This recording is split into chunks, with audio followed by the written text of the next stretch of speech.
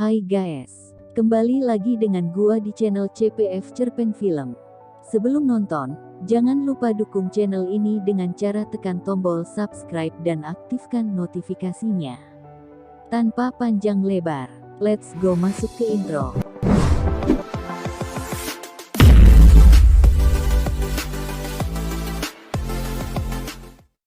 Suatu hari, pada tahun 1987 di kota Madrid, terlihat seorang kakek parubaya sedang nongkrong di kafe. Sebut saja namanya Aldi. Di sini mata Aldi tertuju pada wanita yang berjalan mendekatinya. Sebut saja namanya Ita.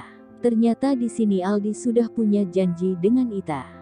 Di sini ceritanya Aldi adalah seorang dosen di mana tempat Ita belajar. Ia juga bekerja di surat kabar ternama, sedangkan Ita adalah seorang mahasiswa jurusan jurnalistik yang akan mewawancarai Aldi. Hasil dari wawancara itu akan dijadikan materi untuk mengerjakan tugas akhirnya sebagai seorang mahasiswa. Lalu Ita memberikan berkasnya kepada Aldi supaya Aldi bisa menilai sejauh mana kemampuan bakat dari si Ita. Di sini Aldi mengajak Ita ke apartemen temannya supaya lebih nyaman untuk wawancaranya. Dari gelagatnya, Aldi sepertinya sudah menyusun secara matang rencananya untuk pertemuannya dengan si Ita. Pria tua itu sengaja meminjam kunci apartemen temannya yang sedang bepergian selama 2 hari, agar ia bebas membawa teman untuk bermantap-mantapan di sana. Kemudian Aldi mengajak Ita untuk masuk ke dalam ruang kerja temannya dan menyuruh Ita membuka bajunya, karena ungkapnya ilmu yang akan ia berikan Aldi nantinya tidaklah gratis. Namun di sini Aldi mengatakan bahwa ia cuma ingin melihatnya saja, dan ia tidak akan melakukan apapun kepada Ita. Demi tugasnya, Ita langsung melepaskan celananya dan langsung duduk di samping Aldi. Melihat Ita yang sedang telanjang, dengan iseng Aldi melukis tengah-tengah gunung Merapinya dengan cat. Seusai Ita menuruti semua kemauannya, Ita langsung menuju ke kamar mandi untuk membersihkan cat yang ada di tubuhnya. Merasa belum mendapatkan apa yang Aldi inginkan, ia mengikuti Ita masuk ke kamar mandi dan mengunci pintunya tersebut. Namun ketika Ita mau keluar dari kamar mandi itu, ia panik karena pintu kamar mandi tersebut terkunci dan tidak bisa dibuka. Meskipun Aldi sudah turun tangan membantunya, namun tetap saja pintunya masih tidak bisa dibuka. Di sana Ita dan Aldi sempat beradu mulut dan menyalahkan Aldi yang mengunci kamar mandinya itu. Ketika Ita ingin meminta tolong kepada orang yang berada di luar, Aldi malah menyuruh untuk tidak melakukannya, karena jika orang di luar tahu mereka berdua berada di dalam kamar mandi dalam keadaan telanjang, maka mereka mengira ada hubungan skandal antara Aldi dan Ita. Karena kelelahan mencoba segala cara untuk membuka pintu tersebut, akhirnya mereka pun menyerah dan beristirahat sejenak. Di sana Aldi dan Ita mulai berkenalan satu sama lain. Di situ Aldi mulai tahu bahwa Ita tersebut adalah seorang anak dari tentara.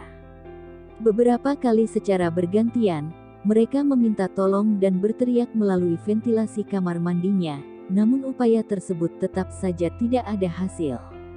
Dikarenakan hari itu adalah akhir pekan, di mana semua orang keluar rumah untuk pergi berlibur. Aldi yang melihat Ita bertelanjang, tanpa disadari buyungnya sudah mulai berteriak dan meronta-ronta merayunya ingin mencicipi serabi lempitnya Ita.